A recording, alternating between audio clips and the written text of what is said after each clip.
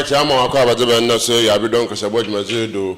Obiye de embeke chika krampo ya de bra senda ye fan bra ho kra nti be sere mfini etumi diri edwuma de ende yetumi ya ka chiri say hwe ya breso some of the bra na botire bia otumfo 82 a otode bien ashanti mu hina hona hini ahine kasepa etu ne tatiom ontanse wo yo man Ghana akasere oya IGP na wo hiem no nkomo pinye na etumi na akode be ko ekete oya no musam Ghana GJ Association some traffic paying power to Modano Abedu for the same Bible together. And that's the map what I'm rushing when it's some Ghana Fire Service and then saying, what boy, or yes, I'm drawing Yard over Jatum crying over for Oya Umbra Quan Papa, work it, Oya Nimun, some Ankasa. Ghana and Puntu Juma, a Quan Afro Wotum Warrior Yano, says Sarah Nazim maybe when I've done a Butumina, a bubu, if you car Quan or Sunday, Abba Oya Car Queen Papa. Ama binom wudus un papa hinu nia aya asaba kwa pro ebekwa akohwe oya no musam opa ni pa efefiri mantom oya GJ mesre oya gender ogometre no abamade the sametima to ga abra Kosa TV and a pay to entry kobodo be here papa pe butu na mra oba ya na marpa ma aya mesafo yetumi ahya won tipia me etum na ko eyi na penyo kaka ho na nda so ense etum aka wo ya abre bo maza ba be metum ezama business OMAR bin ABDULLAH idan wo sima ba bi iba ya ba be nsem metum akira nnazema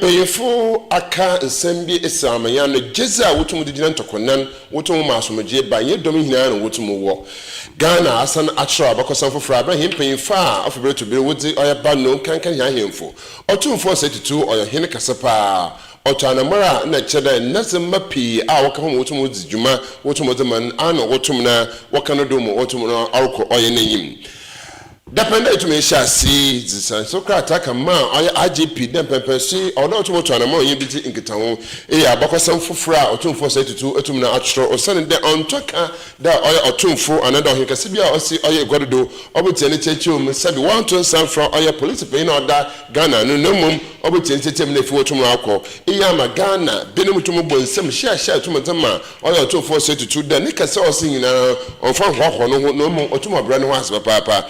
Can sa warrior IGP na so ye no wudin komopi no chensem de Ghana bamboye bamba oya hina sam to be to ben or de bomose na fi doma wotum ye dwuma ho doma wotum bo ho ben de bia wotum ye asomdwe ye nkete o 2472 to de bien nsem wotum to ga abra oje simpido odene sam to go mesam chafuso ye tum ye te nsem bi Ghana de shidom won saka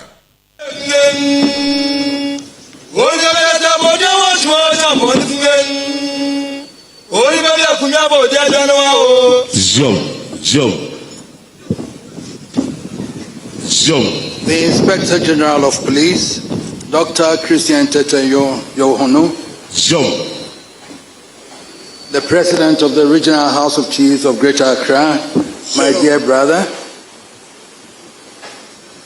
senior officers and men and women of the Ghana Police Service here assembled, traditional rulers here assembled, distinguished guests, fellow citizens of our beloved republic. Manshia has been pleased to enjoy a productive working relationship with the Ghana Police Service over the years. But this is the first time we have had the opportunity of visiting what I will call the engine room or the heartbeat of the service, thanks to the initiative and kind invitation of our son, the Inspector General of Police. We are deeply humbled by the extraordinary courtesies extended to us this morning. Watching the ladies parade, I thought I should have worn my police dress to be here. Our plead of the IGP to give me a police dress so next time when I come, I can be a policeman. But this honor is not intended to me alone, but duly shared with the entire community of traditional rulers, who are the guardians of culture. I'm pleased to be joined by NI President and other Traditional Council members. I hope they share this honor with all of us. It is truly inspiring to survey the amazing lineup of the top brass who not only make up the entire command of the Ghana Police Service, but represent over a century of dedicated and exceptional service to the nation. And whilst I was walking in, I saw former IGPs that I've dealt with, and I'm glad that they are here today. Interestingly, as far back as getting to 27 years, my first police ADC, I saw him now, husband rating, he's now Nana from Bonketia. He was my first ADC who was looking after me. 26 years ago. I don't know what rank he has now, but he was my ADC at Meshia at that time. This is not a routine or a mere ceremonial visit. It is intended to be a landmark event, marking a moment in history where two ancient responsibilities meet to begin a momentous conversation. The guardianship of values and the enforcement of law. One institution draws its authority from ancestral memory. The other draws its mandate from the Constitution. Yet both exist for one sacred task: the preservation of order, dignity, and peace in society. Before we proceed upon the historic journey, let me, in the spirit of the new year, convey a message of glad tidings to the gallant men and women who make up the Ghana Police Service. We come with abiding gratitude to each member of the service, from the lowest constable to the top leadership gathered here today, for your selfless sacrifices to keep us safe over the years. And we bring you hope for progress and prosperity in the years to come. The Ghana Police Service is one of the institutional legacies bequeathed to us by our former colonial rulers. From the first Ghanaian who took over the mantle of leadership from the departing colonial commander, the highly distinguished Erasmus Ransford Tewia Majite, to the energetic leadership assembled here today. The police service has gone through many challenging epochs. Changing political circumstances have impacted on the service in different ways. But it is fair to say that through it all, the service has maintained a level of commitment and professionalism we should be proud of. Whenever and wherever you have been called upon to undertake international duties, you have acquitted yourselves with full credit. The greatest pride of Ghanaians today is that our nation is recognized in the world as an oasis of peace in an environment of turbulence. The international community widely acclaims us for the safety in our streets. If we take pride in our climate of peace and accept the plaudits of the world for the safety in our streets, we cannot fail to acknowledge the crucial role of the frontline protectors of our peace and security.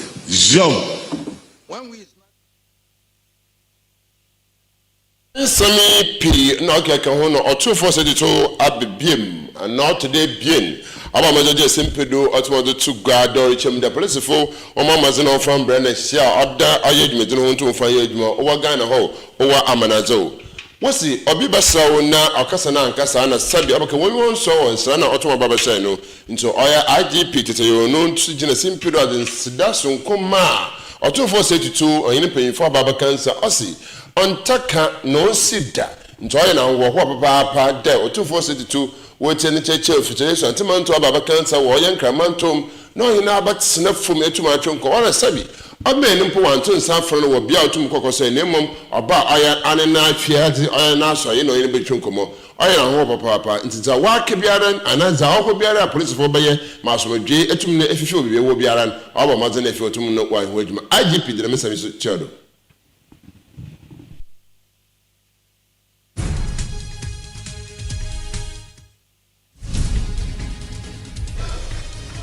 That is the literature I can speak.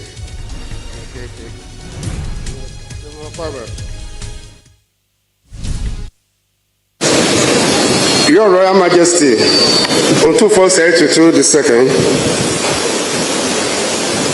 the President of the Greater Accra Regional House of Chiefs, King Professor Odaifio Welechi III Nugwamanche, representatives of the President of the Ghana Traditional Council, members of the Police Council, retired Inspectors General of Police, Deputy Interior Minister, Honorable Ebenezer Okete Labi, the Chief Director at the Ministry of Interior, Mrs. Doreen Annan, Director of Operations at the Presidency, COP Mr. Kofi Boachi retired,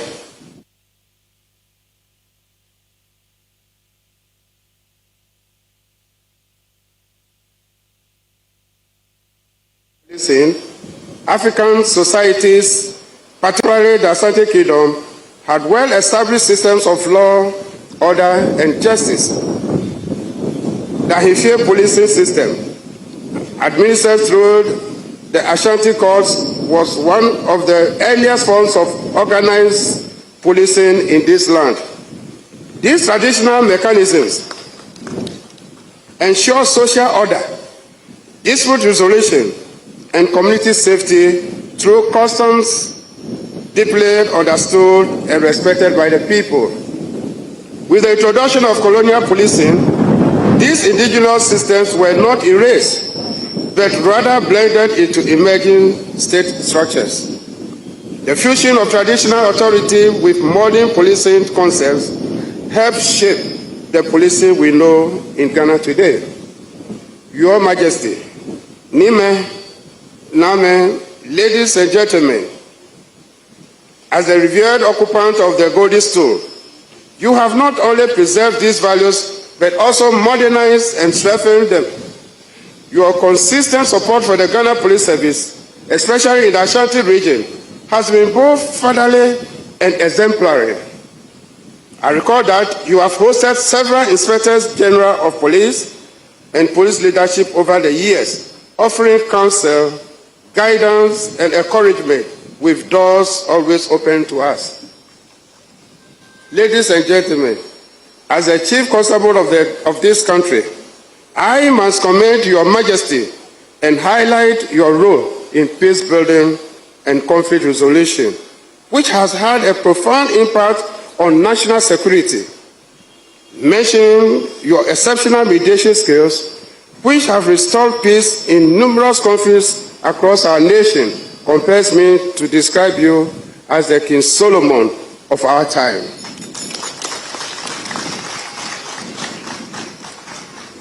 Your wisdom, patience, and moral authority have brought calm where tension once prevailed, and unity where division once threatened our peace.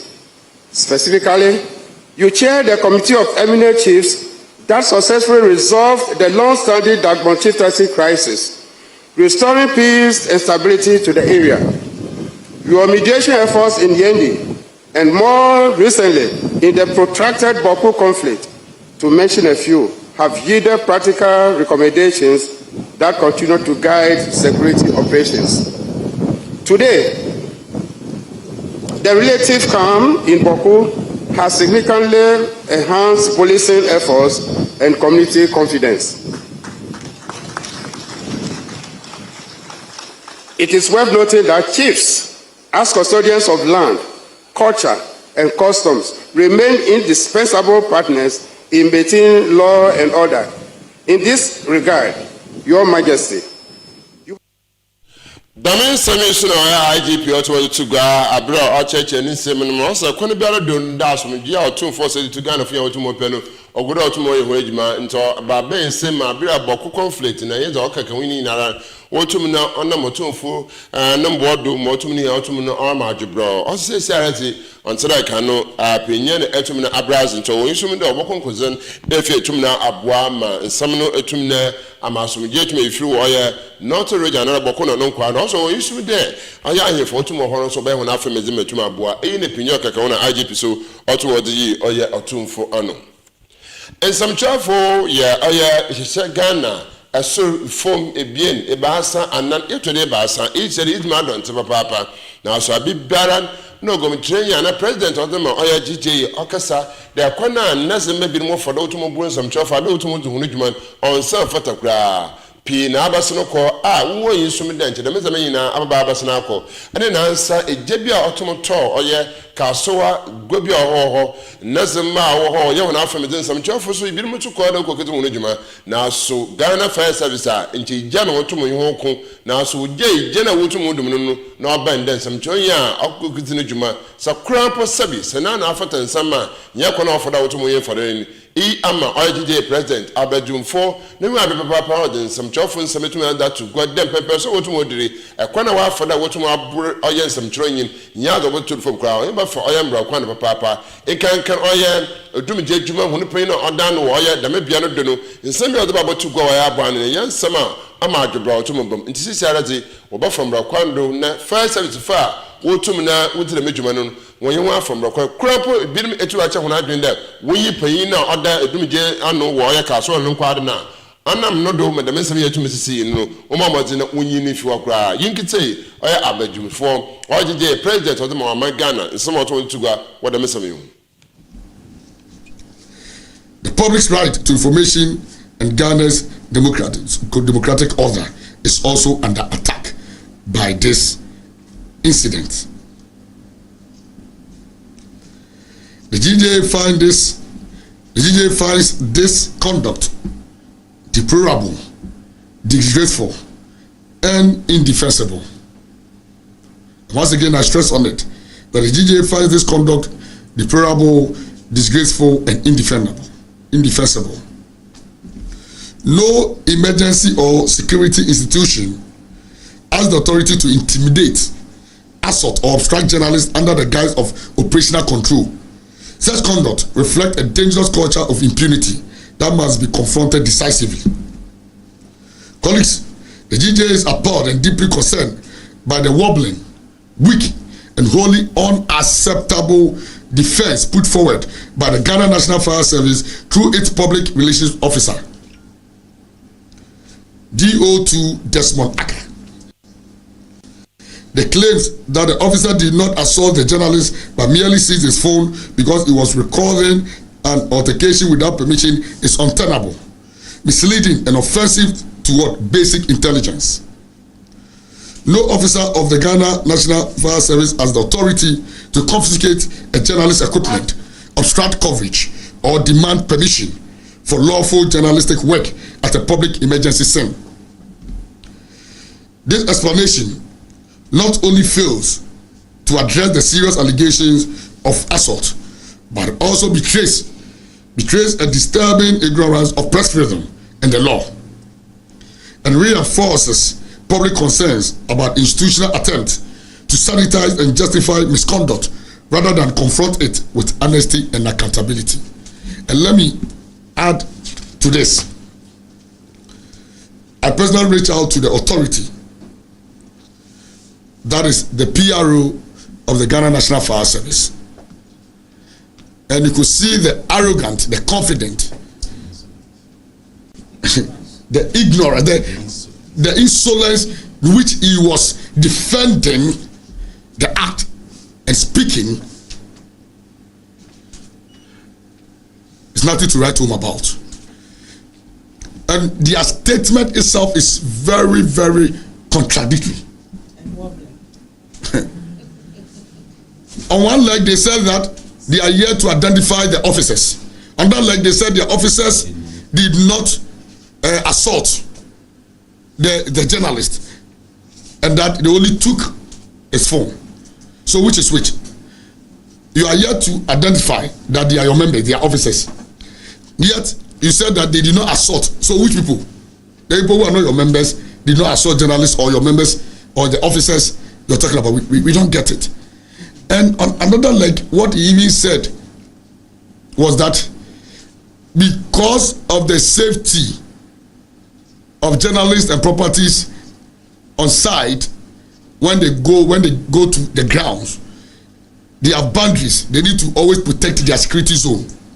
Colleagues, I want to state this on record that the Ghana media or the media all over the world is a public interest media. And public interest media do not need any permission or authorization to discharge our duty. It is rather unfortunate that the security service, who should know better and whose responsibility is to protect and provide security for journalists to discharge its work, are rather obstructing journalists and attacking journalists. He said they've set up a committee in their statement. How can you set up a committee when you have not identified the people to be your officers? Who are they going to investigate? That means saying, ABDULLAH GJ President Otumoche, also assembly to see national corner for Otumoche seminar on who be between that. Also, I do Jaffu, when baby Jina, and then the Ghana Fire Service will change them though. Oh, in Genophone, nay, I'm brain. Abortion, nay, Bonuso to Marco, abortion won't pay 52 baby. Oh, nay, but I quote, or baby to me, you want to know. No, I saw about Casa offer. I said, some can I have some poor on my own saying, oh, who's I want to more petche. I said, some true Juma, or you rather funny now. Aya public, Oya Juma, what to Moya, Yaza, or there is some true original Juma. Aba Martin if he also that all the permission will be our answer to know the regiment. Baby approach the regiment be around our daughter to know the regiment. It's a Quena Ghana Fire Service for the water we some and can work as a man for more to more component to more say some of the cry. Into one was in that demands are what to know why you Nature, I hope would defend home coffin, or the other opera would defend on coffin. I want to more brothers and join, or they will be game before no pro code or baby. All our summer can on Tassi into Yaza, Obajatum. Into Mbrakwanda, and I the men pay for a wild bird or some train, or Bruno, or Bruno, Papa, Papa, the customer, also Papa, Mabude, or when I tell you, you're Dinia, a baba for sure, but with him, Papa, and so to Mubi, we do go to Kwong, Oya, Onya, Cosset, now so he pay a bokodo, church, or is some of them into young Kohina email. Yabba, no. Aban guda onye ECOWAS worboa na efiwotum akwan afibre to be nazema wo hwima na foforo do wo Ghana wotum wo fodo no wo moze na efiwotum wo sisi de mokwa ne ekwa wa ahya so ka so guda wotum ba mesisi so infirmantom insaba kan yefa wa dan won wedi oye andemanto mecha western region ma okupo oye commander answer commander about na che wo ko na yim yene ya asorba and the paper mountain trying to mark call hard the nothing maybe question come but tell that question come for red mark if you also sitting there my better yeah red mark no to that mark or any down on ama akumotu maybe crampo etuma chance me there say kwana obaforo obunu dan and try the bitches or ocean no akonfu on me do no if otumo kuno sene emfi beye meyim ho a wotumo aforo wotumo sidani ababan ne aban bubudan negu na woyen ntrefo woyen nkasa miara won fa sike bi man ntuma fa nko be fofo awona wotum wozu hunu dwumezi wo ho me kire woton wona zo stores afo no yawu buniza na no woresre de omo mazina fi untum na woyen matine ngwado anada wohun sim kongwa no cheche nsam ne miye ntum nkyira ho na wo so sabi wo sa huna zo dokwan na aton aba mazina fi wotum na wa ma ko se boys compensation bi aso be kofi yi doma dwumeti etum na aka hono no twetwe nkomo yengese za wotum gre kwa bod main wa ya ija aponu mi yabe adum na won pai bo mu hu ye pa sure potawo wa ba na wo kwan ma sesare akapa na de wo ntutu wo mburu ma sesare kunyi bebiara wo de wo kisa mwendi dem yo mini odi kan me che wo tie fa wo tie oye TV anaso ni on ma wo hwe TV kese wote dem no njo how are you from wo hanazi mini na wo soso sentira owo mande emezi metinze kwabnata to na fa me DJ abodwe Jumeza amazing wa haye information center sana nzemi prokroma ye bo hu dewuru anaso ye kasa matoto na la wati yanenka mi jumezi no we jumeza owo kwan ho a oboa ema no na ekɔ baby a bebre a dam nyama ne yaza ɔwɔ hɔ a ɔboa man ɔno na ame me yɛ no kwan no ho na me nuanom so bebre wɔ store wɔ yɛn nkyɛn wɔ ha bɛyɛ bosom kwa na da pene biara na yɛn ne ti dɛ wɔsɛ kwan no wɔbɛ wabɛbɛ na ɛnyɛ na yɛwɔ kwan no ho dze yɛne aban yɛne ne challenge biara na yɛne nsisa biara ansan biara yɛbɛka dɛ wo ma ne dɛ dwumeza yɛn ha yɛsrɛ aban yɛn sɛ dɛ yɛn sɛ yɛsrɛ aban ne dɛ yɛ kɔnkrɔba dodo kuro biara bɛkɔ biara na hɔ yɛ fɛ wɔ sɛ yɛ adza ansan ne kuro no wayeye nanso yɛnim dɛ anomɔre bi wɔ hɔ wɔ ne wobɛtwa ansan na wama dwumeze no akɔdo na yɛti ba ɔyɛ han yɛ ɔkɛse paa yɛ wɔ ha yɛsu ne dɛ yɛbɛkɔ kanala na kɛyi kare nam krom nyɛ kosida ɛna yɛ kosida joda bia ntutu no yɛma obi ama ne store do obi amfa dɛm mini nso dɛ yɛn yɛ wɔ he so ayɛ hwɛ kwara afi biala yɛtua sika ɛwɔ kɛyi ya agye permanent yɛyi adwuma no a wɔtua sika yɛdze ma aban no na sɛ wɔyɛ adze ma boa ɛyɛ nyina la na sɛ wɔne yɛn no tena ase wo store hwehwɛ dɛ ɛndɛ mita yi use ne yɛ ɔyɛ prepaid ne ntuma la mfiti asara na mnkada mala mu ntuma de na ma amado na mza akwa kesa mokɔ ɔyɛ electricity na ɛlekɔ hɔ no ɛle nkɔ hɔ kwa mo so baba na wɔbɛfa car na waba ansa na waba na wɔbɛtutu ansa na etum na etu wo container ege firi hɔ akɔ container nso letɔ wan kote ntum ebi atu mu tas sente ne de ne nim de dɛm na obesi nti ɔma ɔbɛndɛm a na yɛ wɔ ha bebre na me no ka sɛ yɛ ma me bi wɔ ma Canada no ho mame no de hospital ne yala bia we dzimfi eduawɔtwe na waba ma Canada no ho so obeduru ho so onduru ho obe wonan ka hwe na waba ma Canada no ho ofiri bia la obotu ala pe no okolapse sente na brabo ne wiye ya ne na we dzimfi be 80 years a dama asem ya to no oyaza oyezin ti e besra aban ne de homa a wori dzedwuma no ye toto na ase yesre aban de ntun na aban ne den entwuma so be de hina ye mpaibɔ ne de dwumadzi no nkɔdo na onye kama buni himfa de Ghana so yefia wa se na yekɔ Abidjan yekɔ Nigeria yekɔ hunu Ghana so ye ma oyefia wa yepe be de besra aban ne de yere ye nzam okɔ no ye de obeya wose mamadokɔ ode obi sem obi wɔ hɔ a otua sika obi wɔ hɔ a oyɛ dwumeza no so no ana oti ode boa ode hwɛ ne ma wɔ school ampa aban ne zia nanso yin ha ye aban ya ye boy edwuma ni hɔ ti ya na henso ye kakaka ena me no ka se obi ahwɛ ase sentina ni kwetira na ha na wo nti nnata wɔpɛ atisan yɛ kura no compensation kakra bia yɛ jama yɛ na yɛ zama ma yɛ container do na yɛ sokɔ sɛ sɛ bɛhwɛ ehuma ha yɛ homa yɛ yɛ papa yɛ ehwɛ dan kɛse a osi wadam na wɔbu bubu aba mark wɔma ka hwɛ nkyerɛ ehwɛ kishɛ bi una akoma obɛtwa ahwɛ sɛ nti wɔma ka nso bɛbɛ bubu ne kyinɛ na yɛ bɛte na wɔde mic nam room ana de kɛyɛ funam krom no ka de nyɛ bia yɛ ni yɔma wodan wɔma ka ho ɔyɛ aban ne dia ɔyɛ aban lan yɛ aban ade no de hɔ yɛn ntumi yamfa nti wɔmpo yɛsrɛ wɔn dɛ nka wɔn mark beebi a adze no bɛpem na ayɛ hye kora no obi a ɔbɛpem ha na ma asɛm akɔ kɛyie na ma ka di permanent na ma aba na ma abɛyɛ adze ɛdɛ wɔn yɛn nti ne dɛm ɛhwɛ me fo me sam wɔtwum na wɔn ama adze no wɔda ɛdɛm wɔdze akɔ akyi nti yɛbɛsrɛ aban dɛ madze osi hɛ main challenge aban me ne tum biara dɛ aban yɛ kuro yɛ a mɛka kyerɛ aban na aban mɛn yɛ daabi bɛtɛ mɛ mpaebɔ no dɛ anɛ dɛ mɛsrɛ dɛ anɛ dɛ aban ho mmɔbɔl na wɔma me ne wɔn yɛ adwuma oju de yebo bubu na akwangya da hore obo bubu na yetum na wa mankofa ate da olukodo no pamo akwa bo de mahinwa but you ba be the receipt no na fit to because by na start life na ntino mo see wama ya stranded road in the peda wo ye one year man obo reduce accidental ratio no about one junior year citizens na yan kakra because we are the country that's it eja mo akwa ba wo de mahinwa akodi abanete red mark amaka mo de wo gbogbo na wa ye car honorable road adenje bi ara ba hihye na won wa ye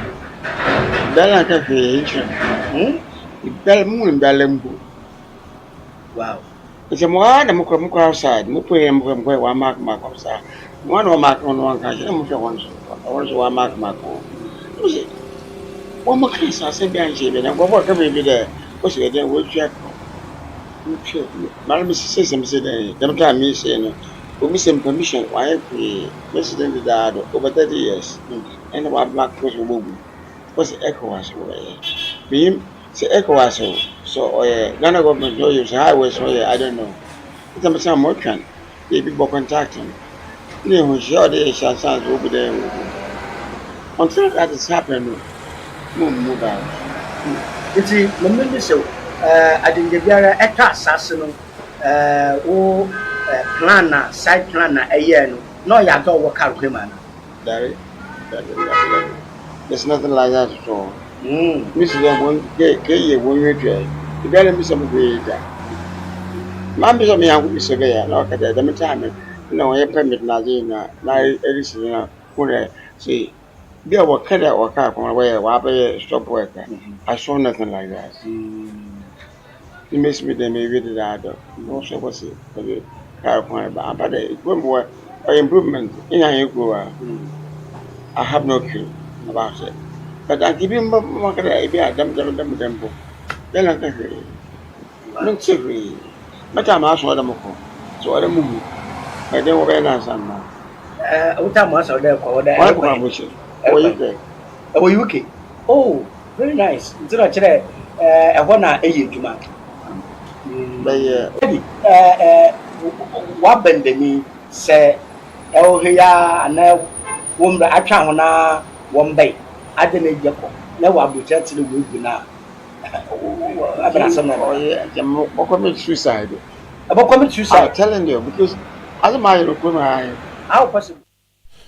Damin sami ne pinjaka ka hono enia asoba kofi okwabano oyin na zema kwa chunkomo fona dana wolbububurin abira wolbaye aye akwan magana yinkro metuma efe na so obandama na birim so tumna wodisu hun ana birim otumna wocha ona adwenen yakona yimza na yakwa kijina wo oye mama janda mame rich love amu agire sempedo abira kusa tv tun safra tumtun komo akwanopa ba fada yitumi ya hye hemsafo kran na bibia wotum wodima adonten na ifu aba na won so ugina na chewo mazo na ifu wotum acha ho na adwen was encouraging women participation in decision making roles the main sami na yin twon komo wo ya na pe chire nsem de yedum pempe so a oda besia ebesia igira ntokona na ifu wotum bo akira wa adwen wo adwumeje pe hu ma me cheche ne nsem chire nsem de obodi bebi ne kuna ye wotum ta bayini tum de nsese no bo pim no bo chire nsem de kwani biara de no awme ne yogba wo oye enum na mmom za enum no sa besere anja ntum no ntum no onwo za na no mababa nda oda mokọ wore fofor wore koro ka ho ebi ne baasa aso bandama na msafa ye wore hono na msafon wonen nkumozi na hona menehye ananda semoto mokoda ombo mo nto mba agban aso nsakura mama jenda che sem bi su de ebodi pepesun na bese bi peda otuma ya man sam kankan ye sha so local government assembly member na asokona community members wo de basesen wo oya bia oya le campaign na chonkwa ikura as bayin butuma ya nzama bi wotum na oda asesen kwani biara den obotum obafam ma meze no ho ye mfanto kire sem de anu de bia na no hye no ho kwanta ye besi a awoda ba mazina fetuma hye ho kwan me etuma konkoze etuma kwayim to botota asra amanaga na mpanyimfo da wo yusuma ncha abosore no na chere payina aye president o manim no ye besia defense minister besia pi nya no tuma kaka o krampo che sem de Florence Nightingale ya nurse ya odin kan wo wiade fane hinara o ye besia Florence konkoze ne besibiri njedu pempemso amesafo odo gira ntokona na fi wotum konkoze odo kohonen yinkete mama janda ne semotum odutugwa I said the Ministry of Gender, Children and Social Protection ase. And ministry nenso no we implementing ni sa identity ni ade no. Yetumi sua. Oho, and me to make say gender is defined and ana prescribed.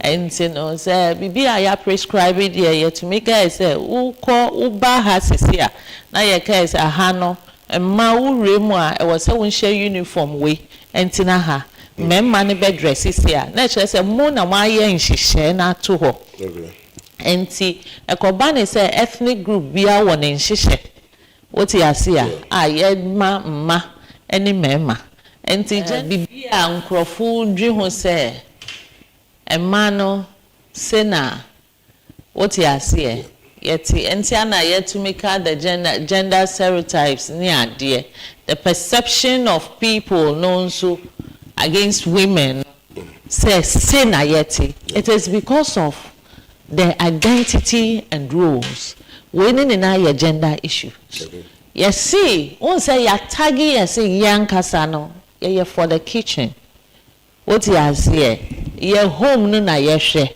enti sahana tag neti And based on that, no, obie who ye say table ne ho no, decision making table no, ye de yet to wa, ye nya adagye enye. But as we speak now, no, in the history of Ghana, no, ye were vice president as a female. Yeah. And a vice president in Zono, or no, ye chancellor, Emma University before.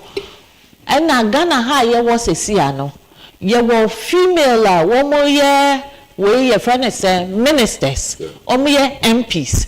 Ye was a siano ye those days na ye ka say oba Nancy aye di Independence Day war Central Region hano. Wo hwe wo stadium ho a display omo ye omo cows dien sa omo vehicles no big ones na e man na etwi. So you know make us no make a bibi fa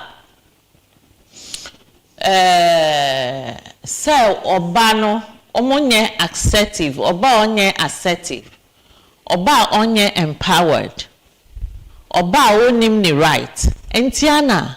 As the Department of Gender, Yewo Central Region, Hano, we are building the capacity of women.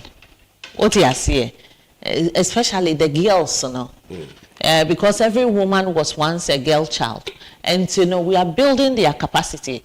I was to me speaking up, as a woman, Bibi how as Oba. I was so want to make kasa with the Domestic Violence Act no protecti obia. What that means seminar mama gender ultimately to go. Ye to hear some of that e kweki gira wa ya amanaze WHO World Health Organization that able to go that afibiara no will celebrate all World Hearing Day. In the 2026 World Hearing Day butuma abokodo wo ye yadre funding hinara Krotobiara or Hobiabo Masin if you're to Mabwa, WHO pay for chance ma a man paying for you crow down if you daren't Bomas and Obabwa, Madame Day or your third March or every year the midday autumn Kodo. And so Bomas if you want to know what celebrate the midday, I'm etum Abwa. WHO pay for chance ma a few thema or the midday do. I say from community to classroom, hearing care for every child. When a private for that, ya but the world community are that call your classrooms are whole. I'm a from a biara, we are defining number from while Mamazin if he a tumna at our Sunday tum aquaim. The WHO pay for change same us a day, wapa what time, and about what time why 13th. January 2026. When you summon the next mark of finding or you have more if you want to know Wednesday, also online or paying over more if you want to know boy into echo or your online and I chance them the WHO 1 or 2 or World Hearing Day over more if you want to celebrate. Also join the web air, plan activities in your community and school. Help ensure every child can hear and learn. That means WHO want to that to go into Abandama, Nama administrator, our Costa TV, or some Casobonpo, or Diabo Mazinefi, to me celebrate the midday, also community, maybe more Mazinefi to celebrate or the midday, where Abra, or WHO, what to me now about January 13th into World Hearing Day. I want to pay about for that about some clear. I may be Kasama, nature Ati, Nije, Jo. Aha, na edi donko kasebo wo Costa TV edi hia bi se ensam ni bia ibo na yika man nazama bi de atufo se tuba kan sawo oye inkanmantum oye IGP no ba bi share na nkoba pinya tuma kodo GJ mpanyifo etuma chensem de akwana wa foda oye odumje juma wa brinsam trofo yomba from makwan papa the man so na akwana wotumo ye wo ye ka so ba se ko ye takrazo no ebe wudusu hu wa finfirmantom keyi de wa mama zo hu esinkungwa ma oba na wa ma aya stop work na demolition etum record mama gender a chensem de kwan bia no ebesi agire ntokona na efetum no boa itu yesi bo wo oye WHO was the World Health Organization was a fee ɔyɛ hearing day ni ɔwɔ dɛ biara bɔ mmɔdze na fi ɔtum no ɔyɛ na afɛm de na so nkɔbɔ kwan ma awa baabi a wɔbi atumi tie yɛda ɔsɛ papaapa atumi sɛ no message so yankopɔn nhyɛ ɔde de bi atumi hwɛ yɛbɛda ɔyɛ ankrebe na asɛ papaapa dɛ ɔbɔ mmɔdze na fi ɔtum no wahwɛ ɔyɛ mcr hɔ na ɔyɛ ɔdze no akyire ɔdze agya ɔyɛ kraman lady a no so agye gua wɔtu no na abɔde yankopɔn nhyɛ no so ɔtum aboa biribiara atum na akɔdo mete ma mu ne asɔre ba baabi a wɔbi a ɔkitiri dwumadzi wɔ baabi a asɔre baabi a wɔbi a mekyɛ sonko mezenesi OMAR bin ABDULLAH ɔyɛ ɔtumfoɔ ala ne pɛ a bɛfo bɛsɛ yɛ hyia ma ɔyɛ mbɔ ne hwɛ mbɔ ne tɛ a bɛgye sɛ wɔnyim ahero a bye bye